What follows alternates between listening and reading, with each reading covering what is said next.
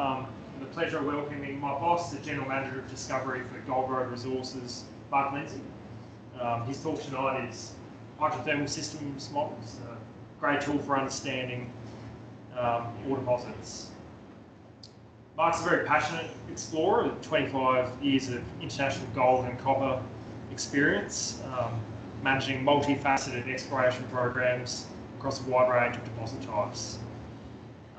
Mark's held senior roles with Oxiana in Laos, Newmont in PNG, and Resolute in Queensland, and was most recently Chief Geologist at GBM Resources in Queensland before joining Gold Road in late 2023. So without further delay, take it away, Mark. Thank you, Carl. So I really love chatting about this particular deposit, so very happy to talk about it afterwards as well. Just before I get going, I just want to acknowledge the guys that I was working with in Queensland. Most of this work, or most of the topics in this talk, I put together while I was working for GBM Resources on the Twin Hills deposit in the Drummond Basin.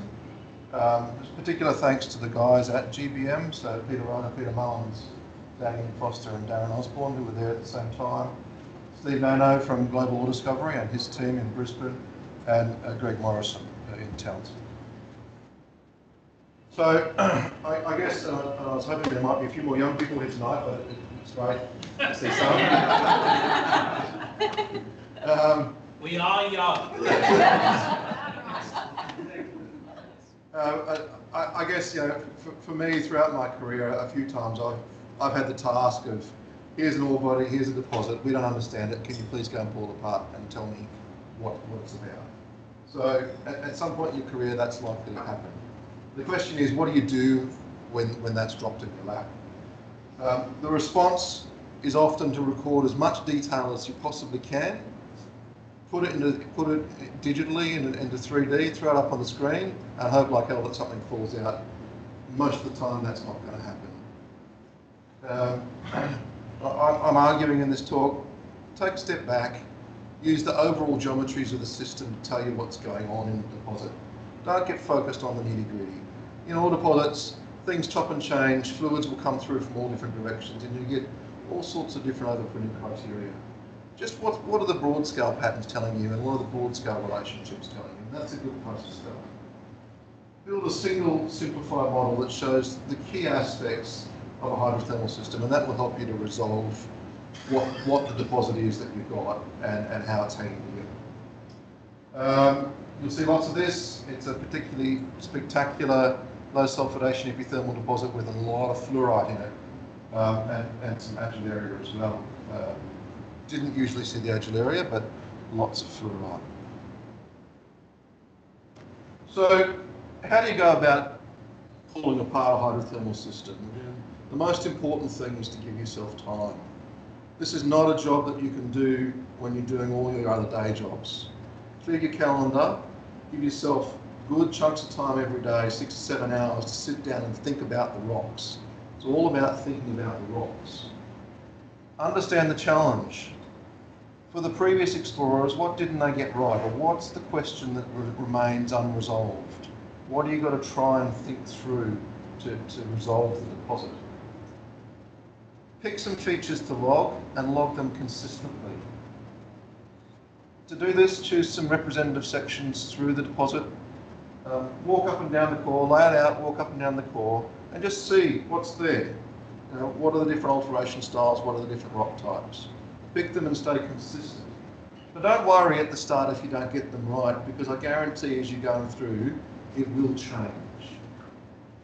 And some of the components that you might choose to log, contacts, alteration, brecciation, mineralisation, lithology, and of course, distribution of economic minerals. It's remarkable how often I see the last one forgotten about when people are putting together some sort of model for an ore body. Well, don't forget the gold. That's telling you a hell of a lot about your ore body. And record units at a scale that can be displayed on section. Don't record things at centimetre scale, except for planar features. Right? Faults, veins, things like that, contacts, fine. Pick things at a mappable scale. if you're not understanding when you're logging what a mappable scale might be, just think about drill core as an outcrop, not as a sticker drill core. What are you going to record if you walk over that outcrop? And that's the sort of scale that you should be thinking about recording when you're trying to build a model. And don't get hung up on things you don't understand. When I first started doing the interpretation here, every day for several weeks, I was pulling my hair out, what the hell's this, what the hell's that? Took a photo, dumped it into PowerPoint so I could sort through it quickly into different things, and then came back to it. And as you work through the drill core, you'll find the answers to those questions and the things will resolve themselves. Basic observations and interpretations between key features of the system and how those features change across the deposit are fundamental. Right, so that's how's the alteration changing across the deposit? How is the relationship between gold and specific rock type changing? And of course, what we all forget, well not we all forget, what a lot of people seem to forget these days, logging core is not just about writing down some text in a book. It's about making bloody interpretations. If you just want to record the data, then there's plenty of core loggers that can do that. We're here to make interpretations, and that's what we've got to be doing as geologists. So the deposit that I'd like to talk to you about is a 309 deposit at Twin Hills. I use this as an example for what I did here. Twin Hills project comprises the 309 and Lone Sister deposits. There's about 500,000 ounces at each, 7 kilometres apart, two quite different deposits. I'll focus on the 309 deposit. It was first discovered by Matana back in 1987, and they mined a small resource, a bit over 23,000 ounces, and then proceeded to truck that quite a long way to Charters Towers. Unsurprisingly, it wasn't a successful operation.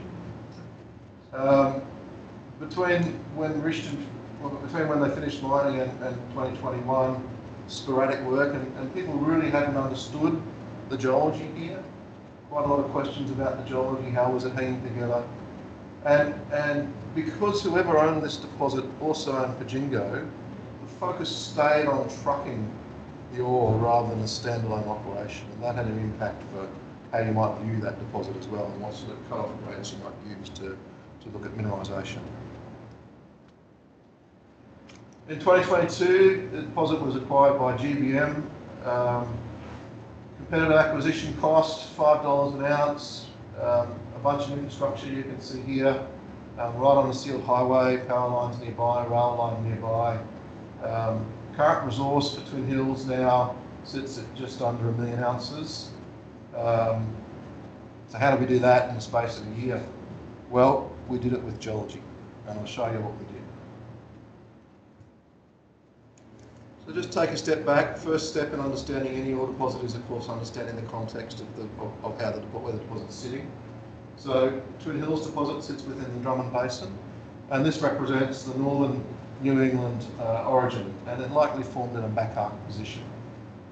The Drummond Basin, 450 k's long, 100 to 150 k's wide, and it's separated into east and western arms by the much older Anarchy Inlier. It was partitioned into 3 different cycles. The one you need to know about is cycle 1. That's where most of the gold mineralisation sits, and that's a pile of andesitic to rhyolitic volcanics interbedded with sediments. Gold mineralisation traditionally viewed as coeval with the host sequence at 342, 346 MA because there's sinters in the sequence. So dating the sinters gives you a date on what mineralisation is. Don't need to worry about the rest of that. I'm sure many of you have seen this diagram before, and probably quite a few of you have seen this diagram as well. I think very important when you're starting to trying to understand these systems, to be cognizant of how many different types of mineralisation there are that you could be dealing with, and how the structural, lithological, hydrothermal controls change how mineralisation might form across these styles of deposit. Right, so a whole bunch of competing factors as to what might be driving the shape and the style of mineralisation. Twin Hills, or 309, low sulphidation epithermal. at least I think it is. But in this instance, rather than being a long way from an intrusive centre, I think that it's probably proximal for a bunch of reasons, not with, also including all the fluorite. So, 309 deposit historical interpretation. Previously it was interpreted as prograding alluvial fan. This is just the lithology, a diatreme, a Mar complex, a phreatic or phreatomagmatic breccia and graben. So a whole bunch of different interpretations of what the hell's going on. It was called fault control, breccia control, epithermal, components of mesothermal. Do you want to add iron ore or something else from here? I don't know. Pick something, right? So, is it granulite fisheries? Tropicana we like, yeah. The logging was inconsistent within programs and between companies, and logging codes were mixed, lith mixed with mineralisation, always a no-no. However, most of the geological features of the deposit had been recognised and described, so there was nothing there that geologists hadn't seen. Previous geologists had seen it all, but had interpreted it in different ways. I think a very quick yardstick for when you're picking up a new deposit, plot up the geology as stands, and if you end up with something like this, where different phases of logging have markedly different rock units, you know you're probably going to start again with your logging. Right? Clearly, no consistency at all. So any model that came out of this, and I saw people try and build a model out of existing logging, it's crap. You're starting with bad data, you're going to end with a bad interpretation. And this is why there was so much confusion. Here's the host rocks from the middle of the deposit. What on earth is that? Starting at the top, who knows what that is? Right, I know what it is now, but what on earth's going on there? And then there's some sort of breccia unit maybe through here, maybe some sort of tuff, and then some sort of fine unit down here. Half the deposit's RC. Can you imagine hitting that in an RC rig? You'd have no idea what's going on. Right? So that's what drove that confusion. Plus mineralisation was overprinted on that, and I'll show you some of the very funky mineralisation styles, and you get an idea for why there was so much confusion on the deposit style. So to model the hydrothermal system, I picked out several drill holes for initial inspection and identified the key components. And what I decided to use in this instance was lithology, because there'd been so much confusion about the different lithologies and how they were interpreted. Contacts, you should always be logging contacts, critical for understanding any deposit.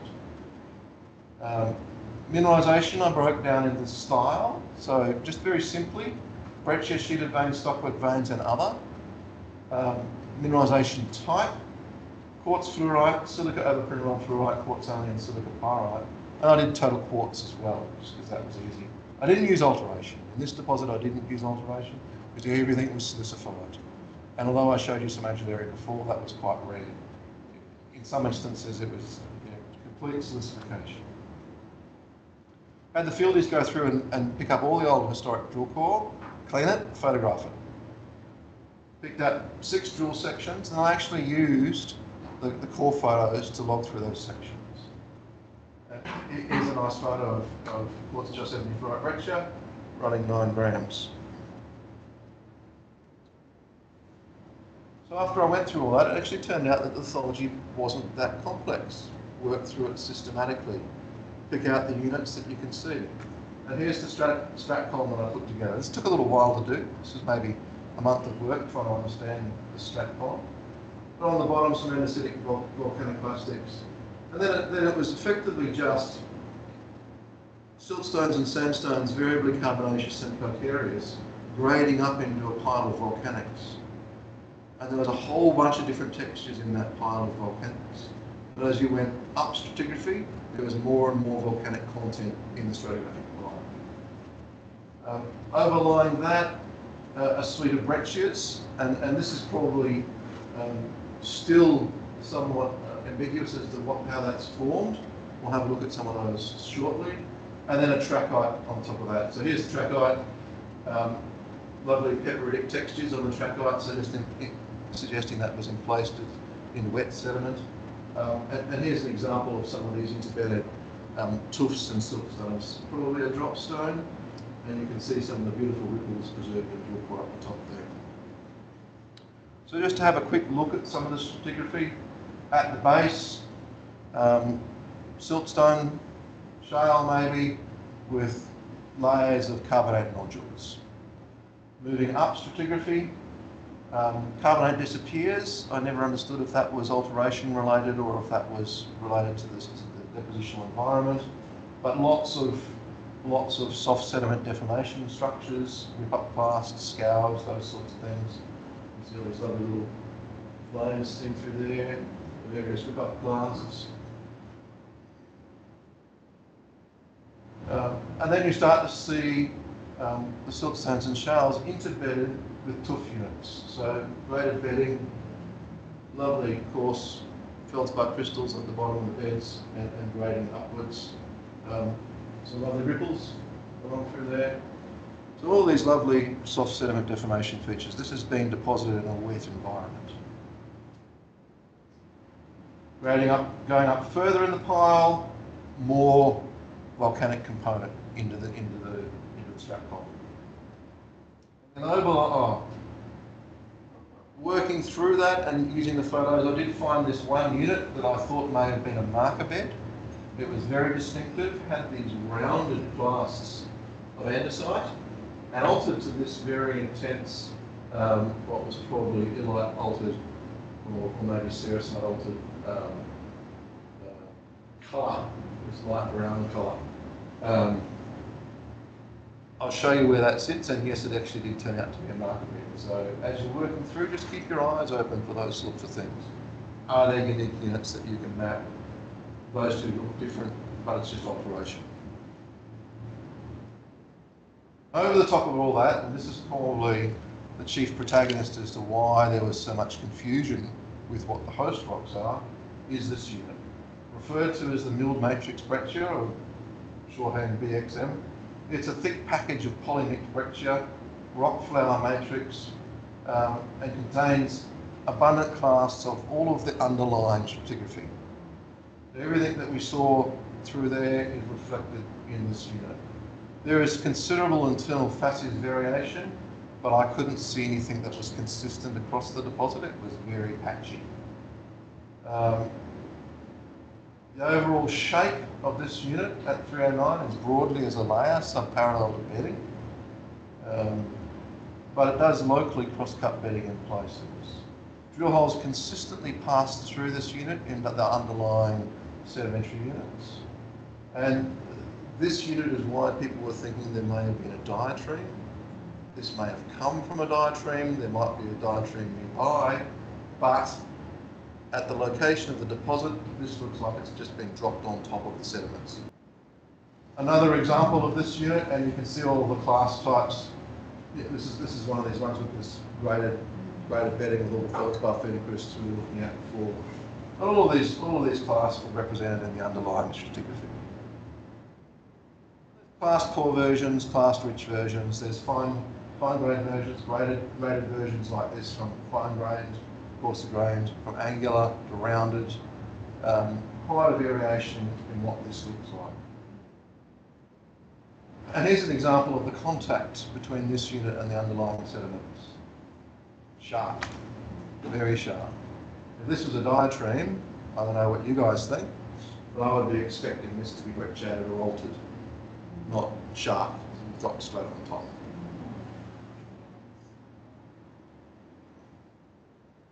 But then there were units like this as well, and here's this same unit, this milled matrix breccia, and in this instance it's got 9 grams in it. But when you look in detail through there and there, this stuff here, which is clearly cross-cutting bedding perpendicular, is actually a rock flour from in here. It's the same material. Same there, you can see this unit's cross-cutting the bedding through there. So there's some inconsistencies in the age of this thing. I don't know exactly what this means. I suspect this might actually be some sort of injection during compaction of a wet sediment pile, rather than some sort of hydrothermal breccia. So, in real time, that took me about a month. And I thought, my God, I've got the answer. No one's understood this before. I was so pleased with myself. Here's the marker bed. Turns out it's real. Here's the little bedding measurements and some of the straight underneath. So quite happy with that. And that and the bedding sits roughly parallel to a sinter that exists on the surface. So that all makes sense. The overall shape of this breccia unit coming down through here is parallel to bedding, although there is an enormously thick package of it over here. I didn't get to do any more work on that, so I don't know what that means yet. Drill holes consistently pass through that breccia unit into the underlying siltstones and sandstones. Is it a diatreme? Is that breccia unit a diatreme? In this location, probably not. Could it be over there somewhere? Maybe, don't know. Let's just put it down as being enigmatic for now. But how does this compare to mineralisation? Did I really find the answer? Much to my horror, the answer was no, I did not find the answer. A bit of a messy diagram. All I want you to do, take away from this is, there's gold grades, and there's no relationship between gold grade and lithology. It's everywhere. So, in reality, all that work on what's going on with all the stratigraphy, and people were so concerned about, is this a diatreme, is this not a diatreme? Well, let's just put all that on hold. Let's have a look at what the other aspects of the hydrothermal system are doing, because lithology and mineralisation bear no relationship to each other. So what is the mineralisation like at 309? On the surface, the sinter crops out in an arcuate trend that rings near surface gold mineralisation. Coliform banded chalcedony infills a breccia that sits at the top of the system. I'll show you that breccia shortly. There is spectacular bladed fluorite in the middle of the system. Spectacular enough that I saw people taking selfies with the fluorite. The fluorite veins are progressively replaced by later stages of silicification and correspondingly higher gold grades. So we've got an evolving system. And then right at the bottom of the system, at depth, we start to see some very high, say, bonanza type grades, greater than 100 grams per tonne. We've got a zone depth. It's a really zoned hydrothermal system. Lots of bladed textures in it. They're probably up quite high in the system. There's a centre there. Probably a low sulfidation epithermal system near the surface. Right, so we've got an idea of what that mineral system is doing. Here's some examples of the fluorite. And this is actually fluorite being replaced by quartz to produce bladed textures. A lot of the time you hear that bladed textures just come from calcite. I think this is actually bladed textures after fluorite. But then you do see some very interesting textures as well. Check out the shape of that margin. That's just all over the place with that vein. Or even better, down here, look at that vein margin. How do you get a vein like that? What's going on to produce a vein margin like that? This is not a crack seal, break a rocks open, pump the quartz in. What's doing that? That's really unusual. And then you've got these big crystals of fluorite growing into what appears to be some sort of mud. And there's the mud coming through that big crystal of fluorite as well. So something odd's going on here, and this is part of the reason why the deposit wasn't well understood. And as the system progressively develops, you see additional quartz being added, and that's the next stage on from that fluorite. So that's the fluorite almost all completely replaced by quartz, and the gold grades go up. So where it's just fluorite, so where it's just like this might be nothing. It might be half a gram. This is 5 to 20 grams, and this is up to 50 grams. So we've got an evolving system. We've got a system sitting there pumping in more and more silica. You start off by replacing that fluorite a little bit, replace it a lot, keep pumping in silica. Not only do you replace all the fluorite, but you fill all the holes in. And it's in these filled in holes where the 50 gram grades are sitting.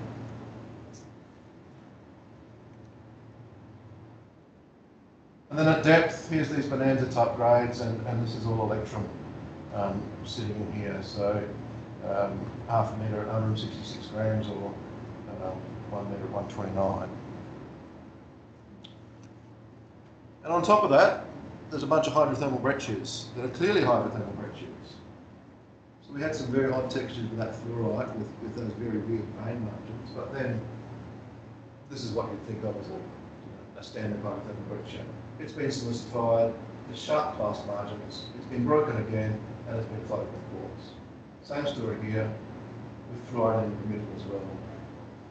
But there's a bunch of breccias in the drill core, and you've got to be very careful, because this is not that. Have a look at these classes, they're all rounded. And perhaps they've actually got different oxidation states, classes. So is that because they've come from different levels in the regolith? Or is it because there's oxidation of the classes in the breccia? Don't know. I suspect it's because they've come from different levels. But whereas the fill in here is rock flour and hydrothermal and then quartz, the fill in here is coliform banded gel sediment. This is a hydrothermal eruption breccia. And I'll show you where that sits within the system. Just have a look at some of the spectacularly unusual veins in the deposit. I quite like this vein. Check it out. How do you do this? Look at the vein margin. Around the clast, that way another one, in there. And on that side of the vein, it's like the vein's just eaten into the rock, replaced the rock. What's going on in here? I don't know what the answer is. Might it be that this is partially unconsolidated when these fluids are pumped in? They're wet sediments. We still have wet sediments with all those rip-up casts. Might it be that there's all this fluorite kicking around and maybe there's some hydrofluoric acid eating the rocks? I don't know what the answer is. You also saw textures like this where the clasts are ringed by veins. It's not a connecting vein in between those two. It's just a class with veins around the outside. And then maybe pumice, a pumice layer replaced by quartz. So some really interesting textures telling the story. So okay, that's what the mineralisation looks like. When plotted in 3D, what happens? Well, plot the style of mineralisation, i.e. breccia, sheeted veins, stockwork veins, etc. And there's no real relationships. It's not telling you very much about what you're seeing. I couldn't see a spatial relationship. Total quartz percentage, no surprise, just zoned outwards from the middle of the system. What was really interesting was the mineralisation type and how that plotted. Quartz fluorite, silica overprinting fluorite, quartz only silica pyrite. All the fluorite, so fluorite or silica fluorite purple, all sitting in a layer. Overlay that on gold mineralisation. Oh look, there's a couple of layers sitting in there. And then what the hell's this shape? Looks like it's kind of associated with where the fluorite's sitting. Bladed fluorite. Keep that in the back of your mind. So here's this surface. I've taken those gold values and spun them around a bit. There's that surface. It's a real thing. It's not a fault. I went looking to see if that was a fault. It's definitely not a fault. Call it the inflection surface because it marks an inflection point in the deposit geometry. There's that surface, just spun around a bit in 3D, sitting through there. Below that surface, it's a planar feature, 20 metres, 50 metres wide, trending east-west. Above that, two puck-like features. And it's dipping off to the north. What else was dipping off to the north? Bedding was dipping off to the north. The centre's dipping off to the north. There's that inflection surface sitting in there. So we've got a surface sitting here. It's parallel to bedding. It's about 200 metres below the centre. What is that likely to represent? Boiling zone. That's why you're getting all the bladed fluorite. So it's taking that knowledge of the hydrothermal systems and just applying. Where we land, here's the overall system model. Very basic. I drew this in my notebook and then put it together. But effectively, two faults. There's that fault below, and then there's another fault running to the north. At the intersection of that fault is that hydrothermal eruption breccia that I showed you before. Lighter fluorite sitting through there, a boiling zone. These pipe-like features, this one's a real breccia pipe, that's a pipe-like shape, pipe-shaped structure, I guess, of breccia, controlled by another fault. Sinter rings those breccias, so they're the fluid source for the silica that's coming out to produce that. And then mineralisation, as it goes across the deposit here. Up the top, coliform banded chalcedony, A, B, there's your fluorite layer coming through there. C's fluorite replaced a bit lower, and then D sitting down through here. And you can see there's grey zones that are parallel, even when it's, I'll just go back one and show you, even when it's, there's a raw new grade zone running through there, parallel to that. There's another one there that's just underneath that surface. There's another one through there. So when you start to think about it that way, suddenly it all starts to hang together. So there's the model. So we went to start from not knowing what was going on to very systematically working through the deposit and applying very simple observations to building a model that we can now use to explain the geology of the 309 ore body. I won't bother with that. So hydrothermal system models, I think, are an excellent tool for understanding the deposit. Right? Take the time to step back, look at the bigger picture and work through. Use the overall geometries and patterns to resolve the geological setting and define broad controls on mineralisation. Don't get caught up in the nitty-gritty. You'll just be confused. And as always, one of the answers here was understanding what the gold distribution was with respect to the minerals. Don't forget about the ore, or don't forget what the ore and the ore minerals are telling you. Very important. Thank you.